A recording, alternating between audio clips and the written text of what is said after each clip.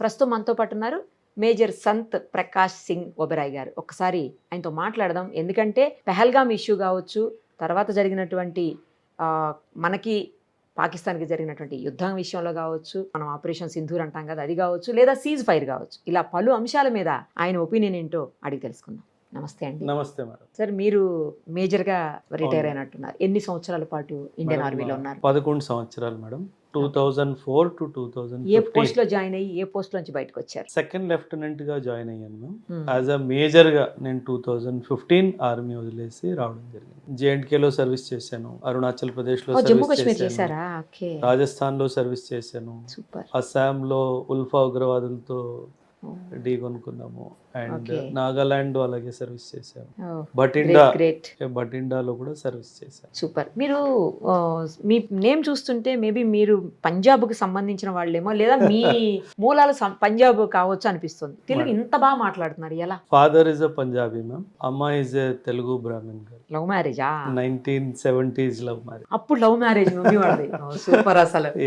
So ఇక్కడ settle అయిపోయారా? అక్కడ లేదు, ఇక్కడే. మా స్కూలింగ్ అంతా ఇక్కడ హైదరాబాద్ లో మ్యామ్. నేను బదుర్గా కాలేజ్ ఆఫ్ కామర్స్ లో చదువుకున్నాను. ఆ తర్వాత పూణే యూనివర్సిటీలో వెళ్ళి నా లా డిగ్రీ చేయడము, అక్కడ నుంచి ఆర్మీ జాయిన్ అవడం అంతా జరిగింది. ఓకే. కానీ అక్కడ ఉన్న డాడీకి ఇక్కడ ఉన్న మమ్మీకి ఎలా కుదిరింది? Dad was in navy ma'am. Dad was a naval officer. విశాఖపట్నంలో his ship was docking in Visakhapatnam. So they came and stayed as a paying guest in my mother's place. So that's how they met and that's how the love story starts. So ala start అయిపోయింది the love story. అమ్మా నాన్న కలవడం జరిగింది ma'am.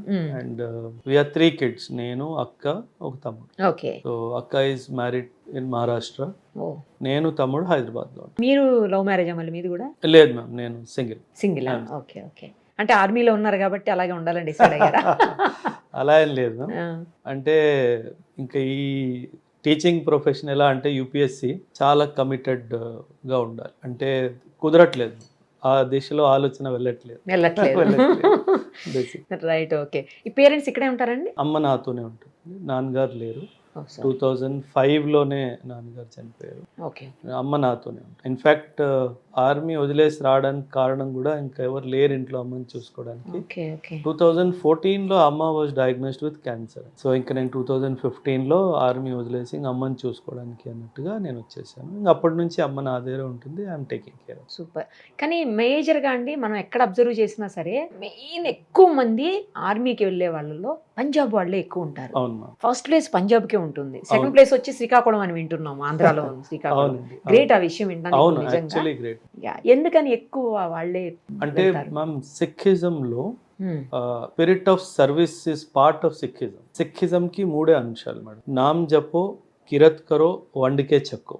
నామ్ జపో అంటే ఎప్పుడు దేవుడి పేరు తీసుకుంటూనే ఉండాలి. Kirat Karo, service to the country. And వండికే చెక్కో, ఏది నాది కాదు, డిస్ట్రిబ్యూట్ చేస్తూ తినండి. లంగర్ సిస్టమ్ ఉంది కదా, గురుద్వారాలో langar system, it derives its essence from that వండికే చెక్కు. So that spirit of service చిన్నప్పటి నుంచి as teenagers also we are trained in martial arts. Community trains you.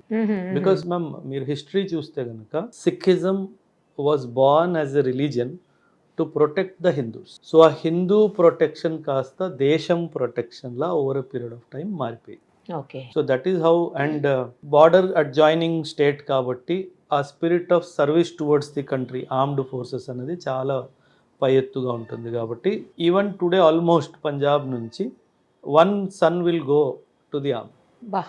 Even today చాలా విలేజెస్ ఈ రోజు కూడా మోస్ట్లీ పెద్ద కొడుకు దేశ సేవకి వెళ్ళిపోతారు. సూపర్ అసలు.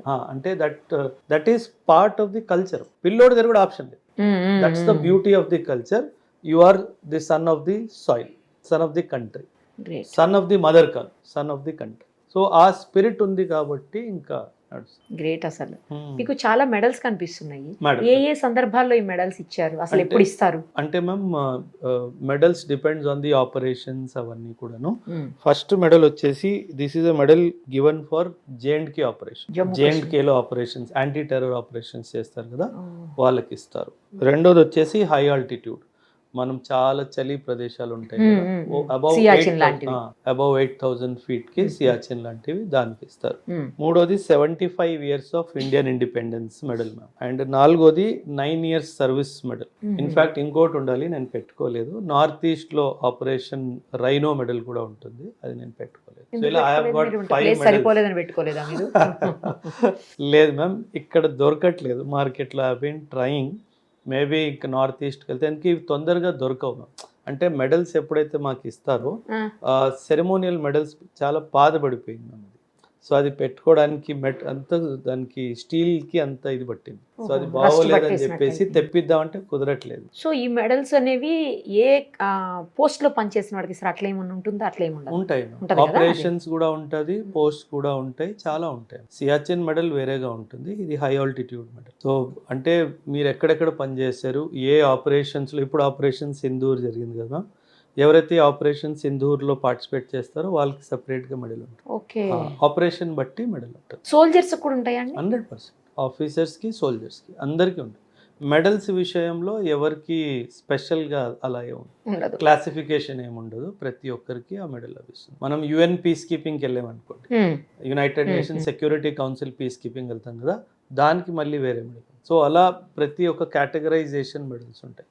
కొందరికి 15-20 మెడల్స్ కూడా ఉంటాయి. అబ్బా. అంటే లాంగ్ సర్వీస్ ఎవరైతే 25-30 years సర్వీస్ చేస్తారో మీరు చూస్తే గనక వాళ్ళకు కూడా చాలా మెడల్స్ ఉంటాయి. That is the pride of the country. Yes, correct. అంటే Exactly. That gives us that confidence, నేను దేశ సేవ చేశాను అన్న ఒక ఆలోచన. సోల్జర్ తర్వాత నెక్స్ట్ ఏముంటుందండి? ఎక్కడి నుంచి ఆఫీసర్ లెవెల్ అవుతుంది అసలు? అంటే మ్యామ్ జనరలీ ఆర్మీలో జాయిన్ అయినప్పుడు you join as a soldier. Soldier తర్వాత లాన్స్ నాయక్, మళ్ళీ నాయక్, తర్వాత లాన్స్ హవల్దార్, హవల్దార్ తర్వాత నాయబ్ సుబేదార్, సుబేదార్ మేజర్. అండ్ ఆ సుబేదార్ మేజర్ తర్వాత కొన్ని ఆనరరీ పోస్టులు ఇస్తారు, ఆనరరీ లెఫ్టినెంట్, ఆనరరీ క్యాప్టెన్ అని ఇస్తారు. ఇక్కడి వరకు వీళ్ళు ఆఫీసర్స్ కాదు. ఆఫీసర్స్ కమిషన్డ్ ఆఫీసర్స్ అనే పదం వాడతాం. కమిషన్డ్ ఆఫీసర్స్ ఎలా అంటే గ్రాడ్యుయేషన్ అయిపోయిన తర్వాత సిడిఎస్ ఎగ్జామ్ రాసి కానీ, ఇంటర్మీడియట్ అయిపోయిన తర్వాత ఎన్డీఏ ఎగ్జామ్ రాసి కానీ ఎవరైతే ట్రైనింగ్ తీసుకుంటారో వాళ్ళు కమిషన్డ్ ఆఫీసర్స్ అవుతారు. స్వయంగా ప్రెసిడెంటే అపాయింట్మెంట్ చేస్తారు. We're appointed under his hand and seal. అంటే ఈ signs my commissioning letter. Okay. And starting second lieutenant అని ఉండేది, ఇప్పుడు అది లెఫ్టినెంట్, సెకండ్ లెఫ్టినెంట్ లేదు. So lieutenant, captain, major, lieutenant colonel, brigadier, major general, lieutenant general, general, ఈ hierarchy. And general తర్వాత field marshal. మనకి ఎలాగైతే Manekshaw field marshal, Cariappa field marshal ఉన్నారో అది field marshal rare madam. Field marshal అందరికీ దొరకదు, సాధారణంగా జనరల్తో ఆపేస్తారు. కాకపోతే మానిక్ షా గారికి మాత్రం ఫీల్డ్ మార్షల్ ఇచ్చారు. అంటే అది గవర్నమెంట్ ప్రెరోగేటివ్, ఎవరికైతే ఫీల్డ్ మార్షల్ అనే టైటిల్ ఇవ్వాలి. అంటే ఇట్ ఈస్ ఆనరరీ టైటిల్, అంటే దేశ సేవ అంత బాగా చేశారు అని ఒక చిహ్నంగా దానికి ఇస్తారు. ఈ రిటైర్మెంట్ అనేది మీరు తీసుకుంటారా అండి, లేకపోతే వాళ్ళే ఆఫీసర్సే? ఎలా ఉంటుందంటే మ్యామ్, ఆఫీసర్స్లో 2 types ఆఫ్ రిక్రూట్మెంట్. ఒకటి షార్ట్ సర్వీస్, ఒకటి రెగ్యులర్ పర్మనెంట్ కమిషన్ అంటారు. Short service minimum 10 years, regular service minimum 20 years. Permanent commission ఏదైతే అంటామో పెన్షనబుల్ సర్వీస్కి 20 సంవత్సరాలు సేవ్ చేయాలి. 20 years సేవ్ చేస్తేనే మీకు పర్మనెంట్ కమిషన్ కంప్లీట్ అవుతుంది. ఆ 20 years తర్వాత మీకు ఒకవేళ రావాలి అనిపిస్తే రావచ్చు, లేదా అక్కడే ఉండాలనుకుంటే కూడా ఉండిపోవచ్చా? అంటే మనం ఏ ర్యాంక్ వరకు వెళ్ళామో దాన్ని బట్టి మన రిటైర్మెంట్ డిటర్మైన్ అవుతుంది. కర్నల్ వరకు 52, 53 అలాగా, బ్రిగేడియర్ వరకు 54, మేజర్ జనరల్ 56. దాన్ని బట్టి క్లాసిఫికేషన్ ఉంది. మనం ఏ ర్యాంక్ దాకా వెళ్తున్నామో దాన్ని బట్టి మన రిటైర్మెంట్ ఏజ్ కూడా డిటర్మైన్ అవుతుంది. Okay okay. మనం ఏ స్టేజ్లోనైనా రిటైర్ కావాలనుకుంటే ఐఏఎస్ వచ్చేయచ్చు? లేదండి, షార్ట్ సర్వీస్లో మాత్రం ఖచ్చితంగా 10 సంవత్సరాలు చేయాలి. ఖచ్చితంగా. పర్మనెంట్ కమిషన్లో మాత్రం ఖచ్చితంగా 20 సంవత్సరాలు చేయాలి. అంటే ఏదైనా హెల్త్ ఫ్యాక్టర్ మీద మీరు రావాలనుకుంటే, మీరు ఏమంటారు, ఏదైనా ఫ్యామిలీ ఇష్యూ వల్ల రావాలనుకుంటే that is called resignation, resigning the commission అంటారు.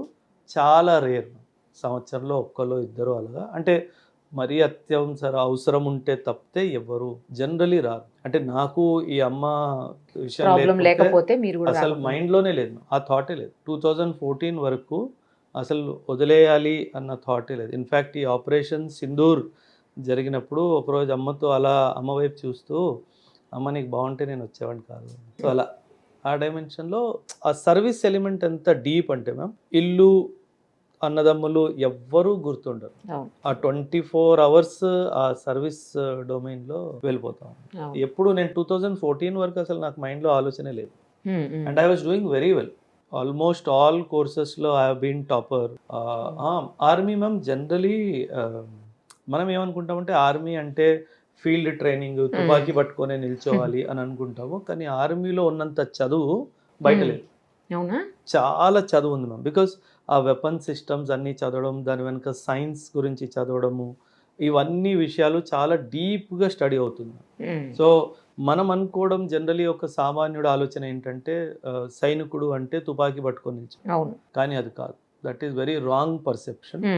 ఆర్మీలో ఉన్నంత ఎడ్యుకేషన్ బయట లేదు. గ్రేట్. చాలా చదువు ఉంది. మొత్తం ఆర్మీ డిసిప్లిన్ గురించి కానీ, ఆర్మీ హిస్టరీ గురించి కానీ, మన వెపన్స్ గురించి కానీ, ఫీల్డ్ క్రాఫ్ట్ గురించి కానీ, కెమోఫ్లాజ్ గురించి కానీ చాలా లెసన్ లైఫ్ లాంగ్ ఉంటుంది. ఎప్పటికీ నెవర్ ఎండింగ్. ఒక కెప్టెన్ కూడా చదువుతున్నాడు, ఒక కర్నల్ కూడా చదువుతున్నాడు, ఒక బ్రిగేడియర్ కూడా చదువుతున్నాడు, ఒక మేజర్ కూడా చదువుతున్నాడు, ప్రతి ఒక్కటి చదువుతున్నాడు. ఎందుకంటే అన్లైక్ సివిల్ సర్వీసెస్ ఎప్పుడైతే మనకు ఒకసారి ర్యాంక్ వచ్చేస్తుంది, మనం అకాడమీలో వెళ్ళిన తర్వాత, మసూరీలో వెళ్ళిన తర్వాత ర్యాంక్ ఫిక్సేషన్ అయిపోతుంది. ఆర్మీలో అలా కాదు. మీ పర్ఫార్మెన్స్ ఎవ్రీ ఇయర్ గేజ్ అవుతానే ఉంటుంది. దాన్ని బట్టి మీ పోస్టింగ్స్ అన్ని డిటర్మైన్ అవుతాయి. అక్కడి నుంచి వస్తున్న వెదవదబ్బుని చూసుకొని వాళ్ళకి సపోర్ట్ ఇస్తున్నారు తప్పితే ఇది ఏ రోజైతే లోకల్ సపోర్ట్ ఆగిపోయిద్దో మ్యామ్ 90% పోతుంది. టెర్రరిజం అదే ఎండ్ అయిపోతుంది. మనం ఏం చేయాల్సిన అవసరం కూడా లేదు. ఈ లోకల్ సపోర్ట్ ఉండడం వల్ల మనం ఏం చేయలేకపోతాం. అంటే వాళ్ళందరినీ జల్లెడ పట్టడం అంత ఈజీ కాదు. కరెక్ట్, ఈజీ కాదు. సో అది అక్కడ ప్రాబ్లం. మీరు కూడా వర్క్ చేశారు కదా జమ్మూ అండ్ కాశ్మీర్లో అండి. జమ్మూ కాశ్మీర్లో వర్క్ చేసినప్పుడు పరిస్థితులకి ఇప్పుడు పరిస్థితులకి ఎలాంటి డిఫరెన్స్ కనిపిస్తోంది మీకు? అంటే మ్యామ్ నేను 2005 to 2006 to 2008 ఆ రేంజ్లో నేను జేఎండ్కేలో ఉన్నాను. ఇన్ఫ్యాక్ట్ 2008 ముంబై అటాక్స్ ఎప్పుడైతే జరిగిందో నేను జేఎండ్కేలోనే ఉన్నాను. చాలా అంటే స్టేట్ ఆఫ్ హై అలర్ట్ అంటే ఎప్పుడైనా డిప్లాయ్మెంట్ ఆర్డర్స్ రావచ్చు. అండ్ ప్రతి ఇల్లుని చెక్ చేయడము, ప్రతి రోడ్డుని చెక్ చేయడము, ప్రతి కాలువని చెక్ చేయడము, ప్రతి బండిని ఆపడము, ప్రతి మనిషిని అడగడము, నువ్వు ఎవరు, ఎక్కడి నుంచి వెళ్తున్నావు, డే నైట్ ఆపరేషన్స్. కనీసం ఒక 9 నెలలు మ్యామ్. ఈ నవంబర్ 2008 అటాక్ తర్వాత ఒక 9 నెలలు మాకు అసలు కంటికి కునుకులేదు. ఎందుకంటే state of high alert. Because అంత పెద్ద లెవెల్లో అటాక్ జరిగింది కాబట్టి ఖచ్చితంగా మనం రెస్పాన్స్ ఇస్తాము అన్న ఒక డైమెన్షన్లోనే చాలా పగడ్బందీగా ఉంది. సో మనం ఇక్కడ కూర్చొని వీడియోలు చేయడం చాలా ఈజీ. కరెక్ట్. అక్కడ ఒక సైనికుడు, ఒక ఆఫీసర్, ఒక యూనిట్ ఎలాంటి పరిస్థితుల్లో మన దేశ సరిహద్దుల్ని కాపాడుతుందో ఒక సామాన్యుడు అది అర్థం చేసుకోలేదు. ఎందుకంటే ఇది మనం ఊహ చేసుకోవచ్చు, ఎందుకంటే మనం అది చూడలేదు కాబట్టి. మ్యామ్ మీరే చెప్పండి మ్యామ్, మీరు ఒక గన్ పట్టుకొని ఒకవైపు చూస్తూ రాత్రి కూర్చొని ఉన్నారు. అండ్ మీకు తెలుసు అక్కడ నుంచి బుల్లెట్ అయినా రావచ్చు, అక్కడ నుంచి ఎవరైనా మనిషి అయినా రావచ్చు. And Pakistan is known for bat actions అంటే బటాలియన్ యాక్షన్ టీమ్స్ వచ్చి తలలు నరుక్కొని తీసుకెళ్ళిపోతారు. Pakistan is very ill famous for this bat actions. So ఒక సైనికుడు ఎంత అలర్ట్గా ఉంటాడు.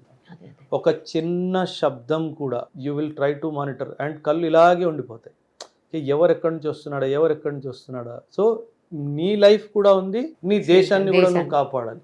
సో ఆ స్టేట్ ఆఫ్ అలర్ట్ చాలా స్ట్రెస్ తీసుకొస్తుంది బాడీలోకి. సో ఆ స్ట్రెస్ని 18 months దాకా తట్టుకోవడం అన్నది చాలా. సో దట్స్ వాట్ నేను ఎప్పుడు చెప్తాను, hats off to all the soldiers who are serving our frontiers. మనం ఇక్కడ ఒక 10 నిమిషాలు లైట్ పోతే అమ్మో ఇంత వేడిగా ఉంది, ఏంటి ఈరోజు బాగా ఎండగా ఉంది, లేదు చల్లగా ఉంది, వాట్ ఎవర్ కంప్లైంట్స్ వీడు. మీరు చూడండి మ్యామ్, 52, 53లో సర్వీస్ చేస్తున్నారు, -70లో కూడా సర్వీస్ చేస్తున్నారు. ఏ రోజైనా కంప్లైంట్ చేశారా అసలు? ఎందుకంటే ఆలోచన రాదు కాబట్టి. అసలు తింటారా లేదా కూడా తెలియదు. అది మ్యామ్ -60లో ఆకలి వేయదు మ్యామ్. సిస్టమ్ అంతా ఫ్రీజ్ మోడ్లోకి వెళ్ళిపోతుంది. Acute appetite loss, acute dementia ma'am. మేము డైరీలో రాసుకునే వాళ్ళం, బ్రేక్ఫాస్ట్ 0800 hours రాసుకోకపోతే 15 నిమిషాల తర్వాత బ్రేక్ఫాస్ట్ పెట్టలేదని అడుగుతాం. సాయక్కి చూపిస్తాడు, సార్ తిన్నారు 8 o'clock అంటే మర్చిపోతాం మ్యామ్. ఆ టెంపరేచర్ అలాంటిది, మీకు అసలు ఏం గుర్తుండదు. And acute hair loss. నేను హై ఆల్టిట్యూడ్కి వెళ్ళే ముందు ఫోటోగ్రాఫిక్ మెమరీ మ్యామ్. ఒక్కసారి ఏదైనా చూసాను, ఒకసారి ఏదైనా నంబర్ గుర్తుంటే అది అలా గుర్తుండిపోయేది. నేను ఒక 7-8 months హై ఆల్టిట్యూడ్లో చేసిన తర్వాత కిందకి వచ్చాను, అంతా మెమరీ పోయింది. So that is the kind of service the soldiers are doing to our country. ఇది మనం గుర్తుపెట్టుకోవాలి. ఏదో ఈజీగా మాట్లాడేస్తారు మనం చాలా చులకనగా మాట్లాడుతున్నాం. ఇన్ఫ్యాక్ట్ మీరు ఇప్పుడు ఒక ఉదాహరణ చెప్తున్నాను. నేను ఏ పొలిటికల్ పార్టీకి అగేన్స్ట్గా మాట్లాడాలి అనే ఉద్దేశం కాదు. మన దేశంలో సోఫియా ఖురేషి గారిని టార్గెట్ చేశారు. అవును. మన దేశంలో పూరి సార్ని కూడా టార్గెట్ చేశారు, ఎవరైతే స్పోక్స్ పర్సన్ ఉన్నారో. ఇప్పుడు జయశంకర్ సార్ని టార్గెట్ చేస్తున్నారు. అంటే ఒక యుద్ధం గెలిచిన దేశంలో వేలెత్తి చూపిస్తున్నారు, ఓడిపోయిన విధులు మాత్రం దీపావళి చేసుకుంటారు. అదే కదా, ఇదే మన దేశానికి వచ్చిన దుర్భాగ్యం. ఎందుకు ఆ పొలిటికల్ యూనిటీ ఎందుకు రావట్లేదు మ్యామ్? ఏదో తప్పు జరగవచ్చు, ఎందుకంటే ఇంత పెద్ద స్థాయిలో యుద్ధం జరుగుతుంది అన్నప్పుడు చిన్న చిన్న తప్పులు ఎవరితోనైనా జరగవచ్చు. ఆ తప్పులు అనుకుని దాన్ని వదిలేసి మనం అందరూ ఐకమత్యంగా ఉండాల్సిన అవసరం ఉంది కదా. ఎందుకు దీన్ని ఇలా పొలిటిసైజ్? మ్యామ్, ఏ దేశం అయితే బ్యాటిల్ ఫీల్డ్ని పొలిటిసైజ్ చేస్తుందో ఆ దేశం సర్వనాశనం అయిపోతుంది. ఎప్పుడు మనం బ్యాటిల్ ఫీల్డ్లో పాలిటిక్స్ని తీసుకెళ్ళకూడదు. ఎందుకంటే అప్పుడు ఏం జరుగుతుందంటే ఎనిమికి కావాల్సిందే ఇది కదా. వాడు ఓడిపోయి గెలిచేసాడు, మనం గెలిచి ఓడిపోయాం. What is happening in the parliament? నిన్న చూస్తే నాకు ఆ వీడియోస్ చూస్తుంటే నాకు కోపం వస్తుంది. అంటే వీళ్ళని మనం ఎంచుకున్నాం ఆ లీడర్స్ లాగా అని. సో ఎందుకు అలా? మీకు తెలుసు, ఫస్ట్ ఆఫ్ ఆల్ దాని గురించి మాట్లాడాల్సిన అవసరమే వచ్చింది. ఇప్పుడు మన ప్రయారిటీ ఏంటి? మళ్ళీ ఇంకోసారి దాడి జరగకుండా చూసుకోవాలి. మన ప్రయారిటీ ఏంటి? ఇప్పుడు టెర్రరిస్ట్ యాక్టివిటీస్ ఎక్కువ జరిగే ఛాన్సెస్ ఉన్నాయి, వాటిని మనం ఎలా ఎదుర్కోవాలి, ఇది మనం కమ్యూనల్గా ఎలాగ ఐకమత్యమై ఉండాలి, ఇవి కదా మనం చేసుకోవాల్సింది. అండ్ ఈ వార్ నుంచి ఏం లెసన్స్ మనం నేర్చుకున్నాము, దీన్ని ఫ్యూచర్లో మనం ఎలా ట్యాకిల్ చేయాలి, చైనాని ఎలా కంట్రోల్ చేయాలి, అమెరికాని ఎలా కంట్రోల్ చేయాలి, టర్కీ లాంటి దేశాల నిజ స్వరూపాలను ఎలా కనుక్కోవాలి, కనిపెట్టుకోవాలి, ఎలా బయట పెట్టాలి, దీని మీద కదా మనం విచారణ చేయాల్సింది. ఇక్కడ కదా మనం చేయాల్సింది అంతా కాన్సన్ట్రేషన్, మన ఎఫర్ట్. మనం ఏం చేస్తున్నాం? నువ్వు ఇది చెప్పావు, నువ్వు అదే చెప్పావు, నువ్వు వాడికి చెప్పాడు, అది కాదు కదా. అంటే మనము మన బేసిక్ రెస్పాన్సిబిలిటీని మర్చిపోయాం. అవును, కామన్ పబ్లిక్ అంతే ఉన్నారండి. ఒక యూట్యూబర్, ఒక స్టూడెంట్, ఒక బిజినెస్ మ్యాన్ ఏంటి దేశాన్ని తాకట్టు పెట్టే పరిస్థితులు, వీళ్ళు డబ్బులు కమ్ముడిపోయి మన దగ్గర నుంచి సమాచారం తీసుకుపోయి తీవ్రవాదులకు ఇవ్వడం ఏంటండి? పాకిస్తాన్ లాంటి మనం ఇక్కడే తింటున్నాం, ఇక్కడే పుట్టాము, ఇక్కడే ఈ గాలి పీలుస్తున్నాము, ఇక్కడనే తింటున్నాము, ఇక్కడే మనకు లైఫ్లు ఉన్నాయి. ఏంటి అసలు ఆ సెన్స్ ఆఫ్ బిలాంగింగ్నెస్ లేదండి. అంటే అక్కడే అసలు మనం మనుషులం కాదు అని నిరూపించుకుంటున్నాం, మనమే నిరూపించుకుంటున్నాం. వేరే వాడు చెప్పాల్సిన అవసరం లేదు. ఇప్పుడు ఒకవైపు మురళీ నాయక్ లాంటి వ్యక్తులు తన దేశం కోసం ప్రాణాలు అర్పిస్తే, ఇంకోవైపు నీకు యూట్యూబ్ లో వ్యూస్ రావాలి అని, కమెంట్స్ రావాలి అని, దరిద్రం కోసము నువ్వు దేశ సీక్రెట్లు అన్ని తీసుకెళ్ళిస్తున్నావు అంటే నువ్వు అసలు మనిషిలా బతికే అర్హత నీకు లేదు. అవును. సో ఆ డైమెన్షన్లో కూడా మనలో మనం ఏమంటారు, ఇంట్రాస్పెక్షన్ చేసుకోవాల్సిన అవసరం ఖచ్చితంగా ఉంటుంది. ఇప్పుడు ఆపరేషన్ సింధూర్ చాలా మంది చెప్తున్నారు, ఆపరేషన్ సింధూర్ని కావాలని ఆపేశారని కొంతమంది ఏమో మనం సక్సెసే కాలేదని, కొంతమంది ఏమో వాళ్ళు సక్సెస్ అయ్యారని, కొంతమంది మనం సక్సెస్ అయినప్పటికీ కూడా బయటికి చెప్పుకోలేకపోతున్నామని, ఇలా రకరకాల కామెంట్స్ వస్తూ ఉన్నాయండి. అసలు మీరు ఒక చాలా కాలం పాటు పనిచేసి అందులో ఉన్న వ్యక్తిగా, సో మొత్తం మీకు తెలిసి ఉంటుంది కనుక మీ ఒపీనియన్ ఏంటి? అసలు మనం సక్సెస్ అయ్యామా, ఫెయిల్ అయ్యామా? అసలు జనాలు మాట్లాడేదానికి రియాలిటీకి ఏమన్నా సంబంధం ఉందా? వార్లో ఎవరు సక్సెస్ కాదు, ఇద్దరు కోల్పోతారు. There is a problem madam, there is no winner in a war. ఈ వార్ మనం స్టార్ట్ చేసింది కాదు, ఇది వాళ్ళు స్టార్ట్ చేసాము. మనం దీన్ని అంతు చేయాలన్న ఉద్దేశంతో స్టార్ట్ చేసాం. మనం 11th మే రోజు పాకిస్తాన్ 11 ఎయిర్ బేసెస్ మీద అటాక్ చేశాం. అందులో వీళ్ళు దుర్మార్గత్వంగా ఒక నూర్ఖాన్ ఎయిర్ బేస్ దగ్గర న్యూక్లియర్ మిజైల్స్ పెట్టుకున్నారు. మనకు ఆ విషయం చెప్పలేదు. ఎందుకంటే ఎందుకు చెప్పలేదు అంటున్నానంటే, 2 దేశాలు ఒకరికొకరు న్యూక్లియర్ ఇన్స్టాలేషన్స్ ప్లేసెస్ షేర్ చేసుకోవాలి. యాక్సిడెంటల్ కూడా ఫైర్ అవ్వకూడదు అన్న ఉద్దేశంతో చేసుకోవాలి. మన ఇన్స్టాలేషన్స్ గురించి అన్ని వివరాలు మనం పాకిస్తాన్కి ఇస్తాము, వాళ్ళు కూడా మాకు ఇస్తాము అన్నట్టుగానే చెప్తున్నారు. కానీ వాస్తవంలో జరగలేదు. అంటే వీళ్ళు మనకి తెలియకుండా కూడా ఆ కిరాణా హిల్స్ దగ్గర న్యూక్లియర్ మెటీరియల్ పెట్టారు, మనకి విషయం తెలీదు. మనం దాన్ని నార్మల్ ఎయిర్ బేస్ లొకేషన్ అనుకున్నట్టు మనం ఫైర్ చేస్తే అక్కడ న్యూక్లియర్ ఎక్స్ప్లోజన్ జరిగింది. మేడం, నా దేశం ఎంత గొప్పదో మీరు చూడండి. ఒక పగ ఉన్నవాడి దేశంలో న్యూక్లియర్ ఎక్స్ప్లోజన్ జరిగింది, అక్కడ చాలామంది చనిపోతారు అని చెప్పి మనకి సమాచారం అందిస్తే మనం వెంటనే సీజ్ ఫైర్ చేస్తాం. అది మన దేశం. సో మనకేంటంటే ఇంతమందిని చంపేయాలి అన్నది ముఖ్యం కాదు, మనకి పాఠం నేర్పించాలి అన్నది ముఖ్యం. ఎస్ ఒకవేళ అక్కడ న్యూక్లియర్ లీకే జరిగింది అనుకోండి, అది కన్ఫర్మ్ అయింది, న్యూక్లియర్ లీక్ కన్ఫర్మ్ అయింది. న్యూక్లియర్ లీక్ మాత్రమే కాదు మేడం, మనం చేసిన దాడిలో పాకిస్తాన్లో భూకంపం వచ్చాయి. 4.4 on the Richter scale, 5.7 on the Richter scale, రెండు భూకంపం. నేను తలుచుకుంటే నీ భూమి మీద భూకంపం కూడా రగిలించగలను అనే ఒక సమాచారం మనం వాళ్ళకి ఇవ్వాలి. అది మనం ఇచ్చాం. ఎందుకు ఆపేసామంటే మనలో ఇంకా మానవత్వం మిగిలి ఉంది కాబట్టి. అదే మన ఇండియాలో జరుగుంటే వాడు ఆపేవాడు అస్సలు ఎట్టి పరిస్థితుల్లో ఆపేవాడు కదా, దొంగ కదా పాకిస్తాన్. నా వాల్యూ సిస్టమ్ అది మన, that is how we're different madam. Chanakya గారు 6 విషయాల గురించి మాట్లాడతారు. ఫస్ట్ లీడర్షిప్, మనకి ఎక్సలెంట్ లీడర్షిప్ ఉంది ఈ విషయంలో. కనీసం లోపల పొలిటికల్ గా చాలా ఇష్యూస్ ఉన్నాయి, అన్ని పక్కన పెట్టేద్దాం. When it comes to response to terrorism or attack from Pakistan మనకి ఎక్సలెంట్ లీడర్షిప్ ఉంది. రెండోది ఏంటి, చాలా ముఖ్యమైనది, మన దగ్గర ఏమంటారు, ఒక మంచి మిలిటరీ, చాలా ఖచ్చితంగా మన దగ్గర మంచి మిలిటరీ, అంటే డిసిప్లిన్ అండ్ ప్రొఫెషనల్ మిలిటరీ ఉంది. మూడోది డిప్లొమసీ, గూఢాచారం, చాలా ఎక్సలెంట్ మ్యామ్. ఒక సర్వే ప్రకారంగా మన దగ్గర ఉన్న diplomacy officers are the best in the world today. చూడండి, 6లో 3 బెస్ట్. నాలుగోది ఎకానమీ, మనం ప్రస్తుతం 4th లార్జెస్ట్ ఎకానమీ, త్వరలో 3rd లార్జెస్ట్ ఎకానమీ కాబోతున్నాం. 5వది ఇన్ఫ్రాస్ట్రక్చర్, మనం లాస్ట్ 10 yearsలో చేసిన గ్రోత్ ఇన్ఫ్రాస్ట్రక్చర్లో మేడం ఈ భూమి మీద ఏ దేశం లేదు. In a day we're constructing 34 kilometers of highway. అంటే జస్ట్ సీ మనం ఎంత పేస్లో డెవలప్మెంట్ అవుతుందో. ఒక్క రోజులో 12 kilometerల రైల్వే ట్రాక్స్ మనం వేస్తున్నాం. అంటే ఇలా ఈ లెవెల్లో, ఈ స్థాయిలో ఎక్కడ ఇన్ఫ్రాస్ట్రక్చర్ డెవలప్మెంట్ జరగట్లేదు, మన దేశంలో జరుగుతున్నది. అండ్ 6వది చాలా ముఖ్యమైనది, ఇక్కడ మనం ఫెయిల్ అవుతున్నాం మేడం, అది ఎడ్యుకేషన్. ఇక్కడ మనం చాలా ఘోరంగా ఫెయిల్ అవుతున్నాం. పిల్లలు చదువుతున్నారు, శిక్షణ అందుతున్నారు, కానీ ఎక్కడో ఎథికల్ వాల్యూ సిస్టమ్ ఇది మిస్ అవుతుంది. ఇప్పుడు ఇది కూడా బాగుంది అంటే అది బలంగానే ఉంది. ఇప్పుడు మీకు ఒక కంపారిజన్ ఇస్తాను. అమెరికా జనాభా 34 కోట్లు మేడం, అమెరికా జనాభాయే 34 కోట్లు, నా స్టూడెంట్ 36 కోట్లు, నా ఏజ్ బ్రాకెట్లో ఉన్న వాళ్ళే 36 కోట్లు. అంటే ఇది నాది ఎంత గొప్పదైంది మేడం. ఈ 6 గొప్పగా ఉన్న దేశాన్ని ఎవరు ఆపగలుగుతారు మేడం? ఎవ్వరు ఆపలేరు. From leadership to that youth, ఇవన్నీ ఒక చాలా పెద్ద బలం మేడం. ఇదే వెస్ట్ కానీ, పాకిస్తాన్ కానీ, చైనా కానీ జీర్ణించుకోలేకపోతుంది. సో మనని ఎదగనివ్వకూడదు. మనం ఎదిగితే వీళ్ళు మనకి కంట్రోల్ చేయడానికి మనకు కంట్రోల్ చేసే, మనము వాసుదైవ కుటుంబం అని అంటాం. అసలు మన ఆలోచనకి వీళ్ళు ఎక్కడ దగ్గరికి రాలేరు. ఇన్ఫ్యాక్ట్ నేను ఒక వీడియోలో కూడా మాట్లాడాను, ట్రంప్ గారి మెసేజ్లో కామన్ సెన్స్ అనే పదం వాడాడు మేడం. అసలు కామన్ సెన్స్ లేని మనిషి ఆయన. కరెక్ట్ చెప్పారు. కామన్ సెన్స్ లేని దేశం నీది. నువ్వు మనుషుల్ని నిలువుగా నరికిన రోజులు ఉన్నాయి వియత్నాం వార్. నువ్వు ఊరూరిని కాల్చేసిన రోజులు ఉన్నాయి నపామ్ బాంబ్స్ వాడేసి. నువ్వు ఆఫ్ఘనిస్తాన్లో 20 సంవత్సరాలు ఏం చేసావు మాకు తెలియదా?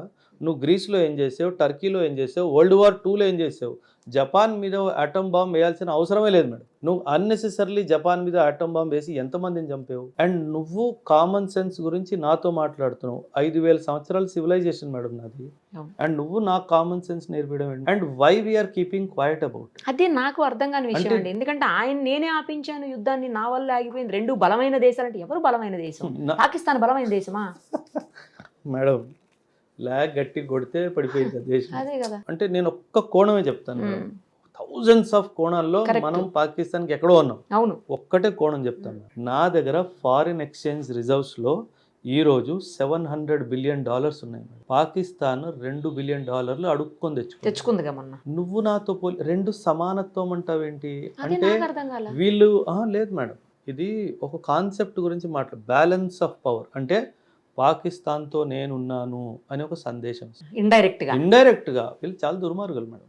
సో వీళ్ళు పాకిస్తాన్ని ఎప్పుడు ఫెయిల్ అవనివ్వరు. పాకిస్తాన్ని మనం ఫైనల్ గా క్లోజ్ చేస్తున్నాం అనగానే మధ్యలో వచ్చేస్తారు. ఎందుకు అలాగా? ఏంటి వాళ్ళకి అంత ఇంట్రెస్ట్ ఏంటంటే మేడం, పాకిస్తాన్ అమెరికా దగ్గర ఆయుధాలు కొంటాయి. అండ్ పాకిస్తాన్ ఓడిపోయింది అనుకోండి మేడం, ఆ ఆయుధాలు మంచివి కావు, అందుకే పాకిస్తాన్ ఓడిపోయింది అని నిరూపించబడుతుంది. అప్పుడు ఆయుధాలు ఇంకెవ్వరు కొనరు కాబట్టి వాడిని బిజినెస్ ఆగిపోద్ది, 100% బిజినెస్ ఆగిపోయిద్ది అనేసి వాడిని ఓడిపోకుండా చూసుకోవాలి. చైనా ఏంటంటే పాకిస్తాన్ ఓడిపోయిందంటే, పాకిస్తాన్ ఒకవేళ వరల్డ్ మ్యాప్లో లేదు అనుకుందాం, ఇండియా అటెన్షన్ అంతా నా మీదకి వస్తుంది. సో నా మీదకి రావద్దు అంటే పాకిస్తాన్ని నేను అడ్డు చావకుండా చూసుకోవాలి. అదే పాకిస్తాన్ని ఇన్ఫాక్ట్ ఈ సీజ్ ఫైర్ డిక్లేర్ అయిన తర్వాత కూడా చైనా ప్రెషర్ పెడితేనే ఆ రోజు రాత్రి మళ్ళీ వాళ్ళు మళ్ళీ డ్రోన్ firing అటాక్ open చేశారు. చేశారు. చైనా ఏమన్నదంటే నేను డబ్బులు ఇస్తాను, నేను డ్రోన్స్ ఇస్తాను, నువ్వు అటాక్ కొనసాగించు అని చెప్తే ఆ ప్రెషర్లోనే వాళ్ళు చేశారు. ఆ తర్వాత న్యూక్లియర్ లీక్ ఎక్కువ అవడం వల్ల ఇంక వాళ్ళకి ఏం చేయాలో అర్థం కాలేదు. ఓకే, తర్వాత న్యూక్లియర్ లీక్ తర్వాతే. ఎక్కువైంది. Okay, so over a period of time spread అవుతుంది. సో అప్పుడు వాళ్ళకి అర్థం కాలేదు ఏం చేయాలనేది. అప్పుడు వీళ్ళు అమెరికా వాళ్ళకి కాల్ చేసి ఇంకా ఆ పని స్టార్ట్ చేసి చాలా అంటే మ్యామ్ చాలా విషయాలు కామన్. మనం కొనం కదండి అమెరికా దగ్గర, మనం తీసుకోము ఆయుధాలు. మనం అంతా పెద్ద రష్యా ఎత్తుగా అసలు ఏమి తీసుకోలేదు. ఇన్ఫాక్ట్ మనం majorly 60 to 70% of the army weapons, 70 to 80% of air force weapons, 80 to 85% of naval weapons are Russian origin. అదే అంటున్నా. ఇప్పుడు మనం పాకిస్తాన్ మీద గెలిచిపోయాం అనుకోండి, అది ఎలా ఉంటది, రష్యా అమెరికా మీద గెలిచినట్టు ఒక ఇంప్రెషన్ వస్తుంది. అది అమెరికాకి ఇష్టం. దీని వెనక ఇంత కథ ఉందా? చాలా మేడం. సామాన్యుడికి ఏం కనిపిస్తుంది, ఇండియా పాకిస్తాన్ కొట్టుకుంటారు కాదు. ఇక్కడ రష్యా కనిపిస్తుంది, అక్కడ అమెరికా కనిపిస్తుంది. అక్కడ మనం మధ్యలో నలిగిపోతున్నాం. లిటరల్గా మనం యాజ్ అ దేశం మనం నలిగిపోతున్నాం అన్నా తప్పలేదు. అంటే వీళ్ళంతా కుట్ర మ్యామ్, ఇదంతా బిజినెస్ కుట్ర, ఇంకేం లేదు అక్కడ. బిజినెస్ అదే అంటే వీళ్ళు దేశాన్ని అమ్మేసి బిజినెస్ చేస్తున్నారు, వీళ్ళు మనుషుల బ్రతుకులను అమ్మేసుకొని బిజినెస్ చేస్తారు. ఇది దరిద్రం. ఇది మొత్తం సీజ్ ఫైర్ కి రీజన్ ఇదేనండి, లేకపోతే న్యూక్లియర్ ఇంపాక్ట్? Primarily nuclear. ఇది ఖచ్చితంగా సీజ్ ఫైర్ జరగాల్సిందే, అప్పుడు కాకపోతే ఒక 10 రోజుల తర్వాత అయినా. Okay okay. ఇన్స్టెంట్ గా ఎందుకు జరిగిందంటే న్యూక్లియర్ లీక్ వల్ల. ఇన్ ఫ్యూచర్ అయినా మనం ఇప్పుడు పిఓకే అనేది ఇంపార్టెంట్ కీలకమైన పాత్ర వహించే పరిస్థితి. పిఓకేని ఆ పాక్ ఆక్యుపైడ్ కాశ్మీర్ ఏదైతే ఉందో దాన్ని మనం అసలు స్వాధీనం చేసుకోగలుగుతామా? అసలు మనం స్వాధీనం చేసుకోలేము. ఇన్నేళ్ల నుంచి పోరాటం జరుగుతుంది దానికోసం కదండి.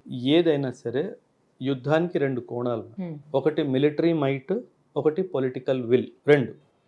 మిలిటరీ మైట్ అంటే మన మిలిటరీకి ఆ సత్తా ఉందా? 100 కాదు 1000% ఉంది. ఆదేశం వస్తే ఖచ్చితంగా పిఓకే మనకి తిరిగి వస్తుంది.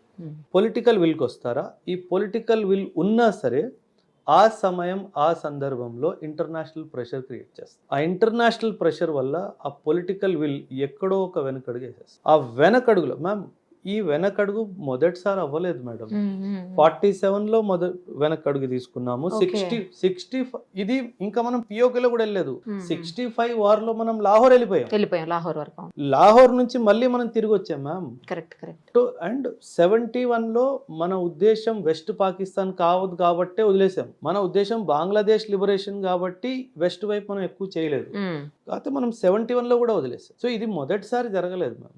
ఇది 4వ 5వసారి అది తెచ్చుకుందాము అన్న ఉద్దేశంతో బయలుదేరిన ఆర్మీని మధ్యలో ఆపేయడం జరిగింది. సో అందుకే ఆర్మీకి కూడా ఆక్రోశం ఎందుకుంది? ఎన్నిసార్లు ఆగాలి? ఎన్నిసార్లు నా మనుషులు చనిపోతుంటే నేను చూడాలి?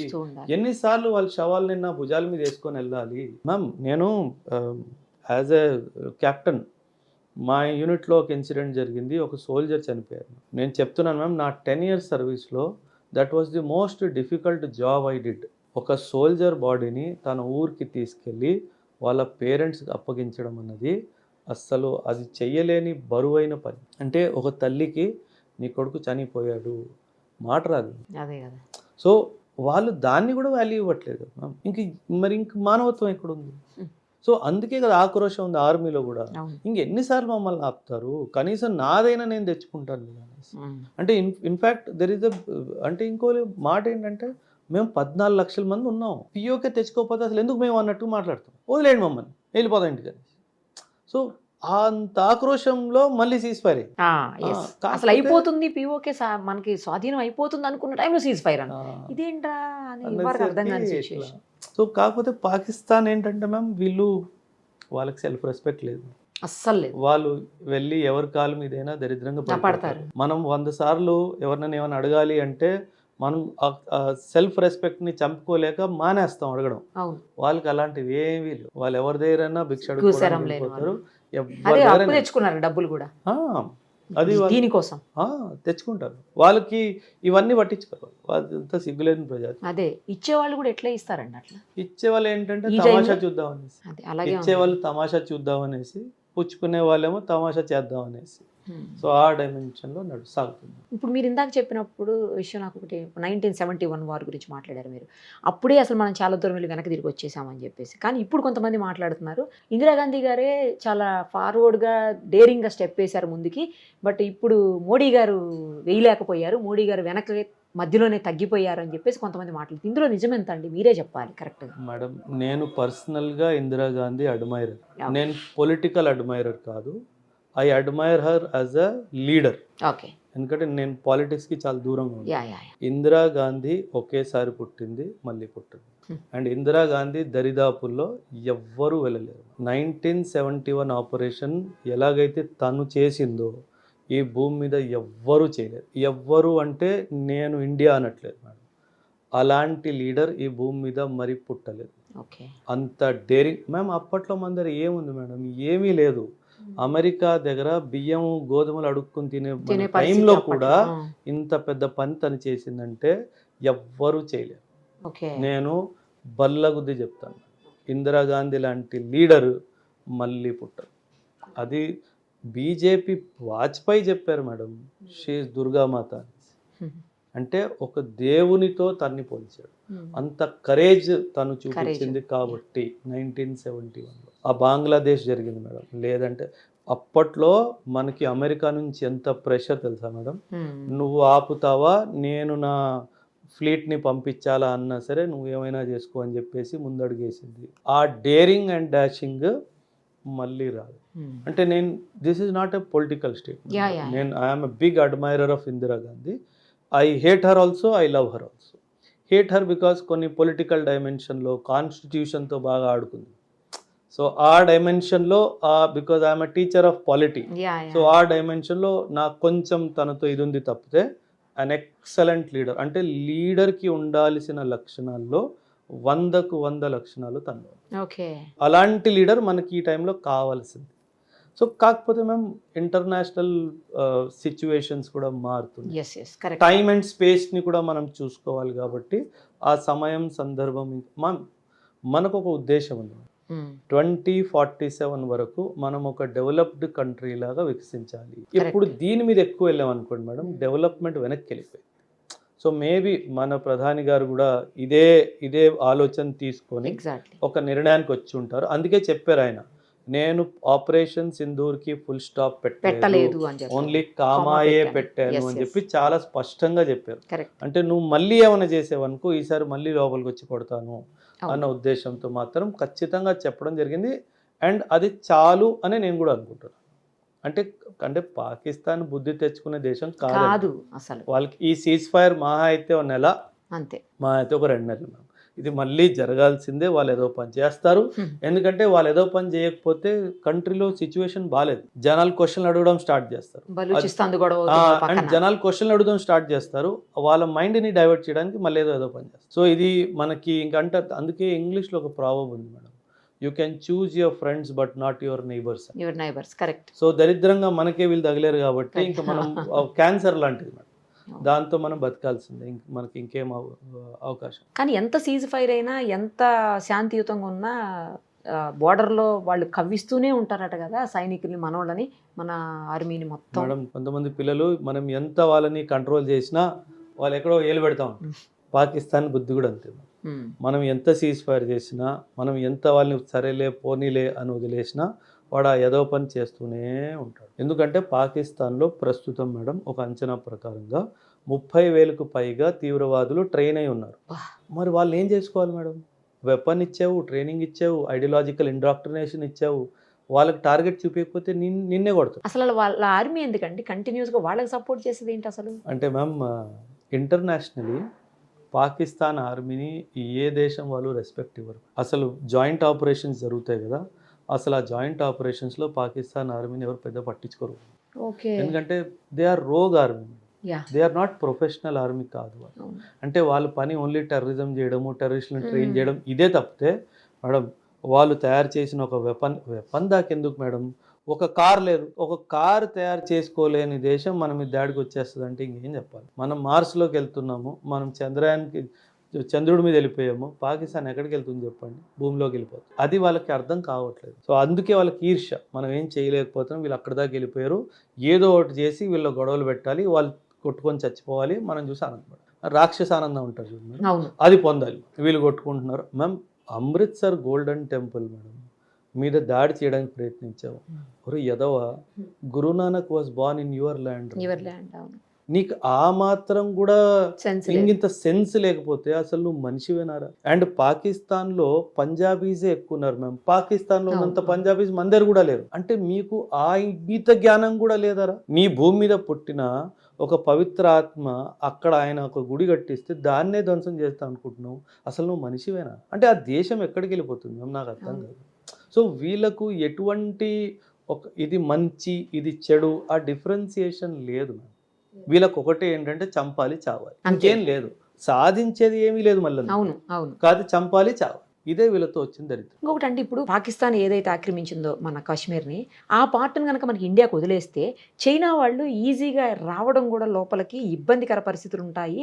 అందుకనే చైనా ప్రతిసారి ఇంటర్ఫీర్ అయిపోయి వాళ్ళకి సపోర్ట్ చేస్తూ దీన్ని అసలు రానివ్వకుండా చేస్తుంది ఇండియాకి అని అంటారు సార్.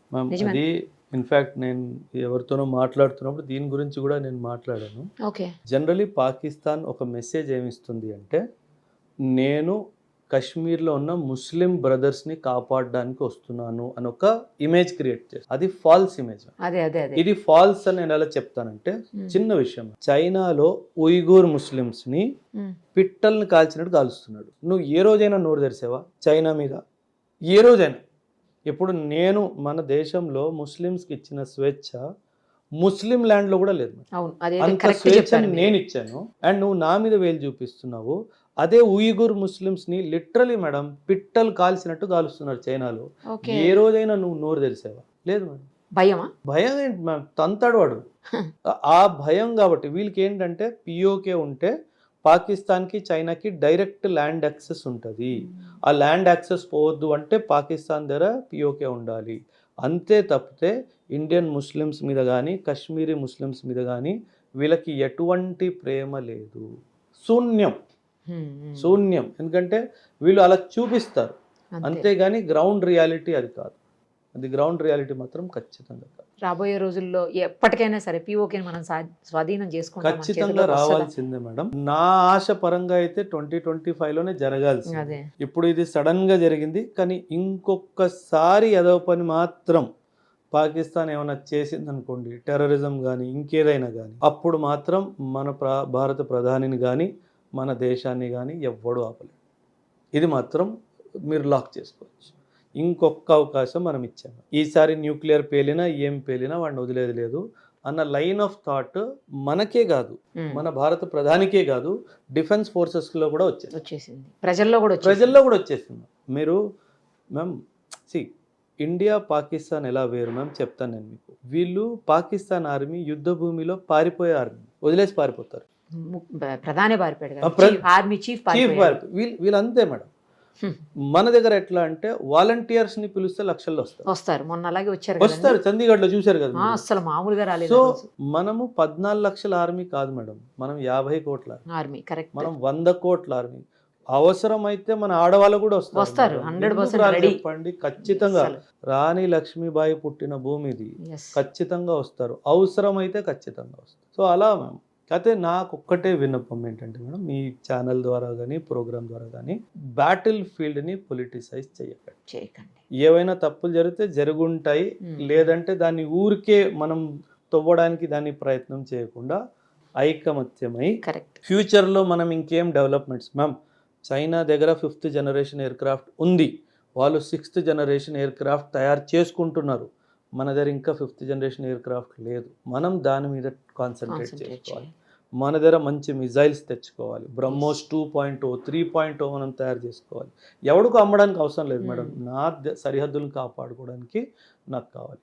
సో ఒక సైంటిఫిక్ టెంపర్ని డెవలప్ చేసుకోవాలి, యంగ్ సైంటిస్ట్ని మంచి అవకాశం ఇవ్వాలి మేడం. ఇప్పుడు Akash missile system, Akash missile brain child of Kalam. మనకిప్పుడు 100 కలాంలు కావాలి. మనం ఆ దిశలో మనం ప్రయత్నం చేయాలి, అప్పుడు మన దేశానికి ఎవ్వడు ముట్టుకోలేదు. ఇది మన లక్ష్యం. కొంతమంది పొలిటికల్ లీడర్స్ మీరు చేయొద్దు అంటున్నారు కానీ తప్పట్లేదు ఈ క్వశ్చన్ అడక్క, ఇదే ఫైనల్ క్వశ్చన్. ఒక పొలిటికల్ లీడర్ మాట్లాడుతుంటే చూసినా అండి నేను, అసలు ఎందుకు ఆర్మీకి ఎంత ఖర్చు పెడుతుంది, భారత ప్రభుత్వం అవసరమే లేదు వీటన్నిటి మీద ఖర్చు పెట్టడం అన్నాడు. మీరేమో ఎక్కువ ఖర్చు పెట్టాలి అని చెప్తున్నారు. పాకిస్తాన్ మనకి నైబర్ ఉన్నంత వరకు, చైనా మనకి నైబర్ ఉన్నంత వరకు ఈ ఖర్చు మనకి తప్పదు. ఓకే. ఎందుకంటే మన ఇష్టంగా చేస్తున్న ఖర్చు కాదండి ఇది. ఎందుకంటే మన స్వతంత్రం కోసము, మన ఇంటెగ్రిటీ సావర్నిటీ కోసం చేస్తున్న ఖర్చు కాబట్టి తప్పదు. మనం ఇప్పుడు ఎలా మనం హెల్త్ ఇన్సూరెన్స్ చేసుకుంటాము, యాక్సిడెంటల్ ఇన్సూరెన్స్ చేసుకుంటామో, ఇది మన దేశానికి ఇన్సూరెన్స్ లాంటిది మేడం. సైనికుడు లేని దేశము తెరిచేసిన తలుపులు లాంటిది, ఎవడైనా లోపలికి రావచ్చు. సో ఖచ్చితంగా సైనికుడు మాత్రం చాలా బలమైనోడు ఉండాలి. ఆ బలమైన సైనికుడు కావాలి అంటే యుద్ధాయుధాలు ఉండాలి, మంచి సైనికుడు, విలువలు కలిగిన సైనికుడు, ఒక ప్రొఫెషనల్ సైనికుడు మనకి కావాలి. సో అది మన టార్గెట్ అయ్యింది. చాలా బాగా ఎక్స్ప్లెయిన్ చేశారండి అన్ని విషయాలు కూడాను. థ్యాంక్ యూ అండి, thank you so much. Thank you very much. Suman టీవీలో మీ పర్సనల్ అండ్ బిజినెస్ ప్రమోషన్స్ కోసం కింది నెంబర్కి కాంటాక్ట్ చేయండి.